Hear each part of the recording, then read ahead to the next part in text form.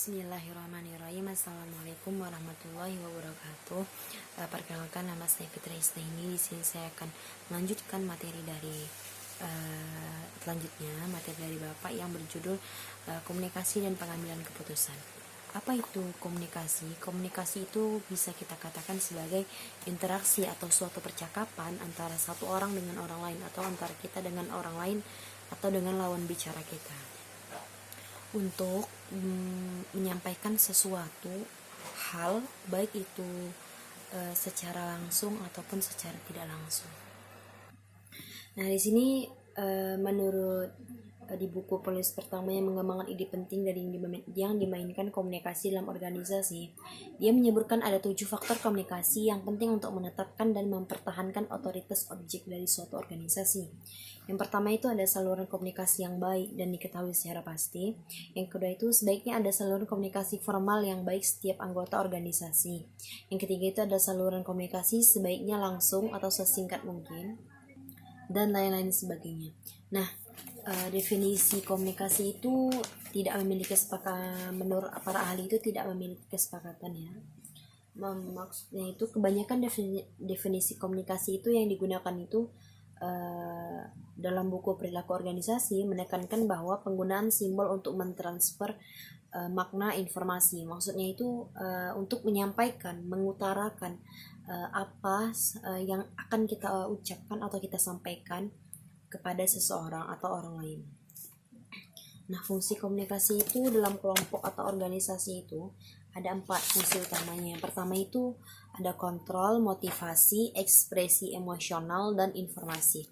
Maksudnya itu kontrol itu adalah cara-cara tertentu bertindak untuk mengontrol perilaku anggota.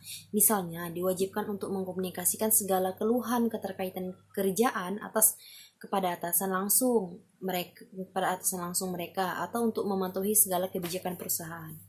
Nah, motivasi itu maksudnya kita itu menjelaskan kepada para karyawan mengenai apa yang harus dilakukan, apa pekerjaannya, dan apa-apa saja tahapan-tahapan pekerjaan yang akan dilakukan agar hasilnya itu menjadi lebih baik. Nah, selanjutnya itu ada ekspresi emosional. Maksudnya itu sumber utama dari interaksi. Apa yang terjadi terhadap diri kita itu emosional dari diri kita.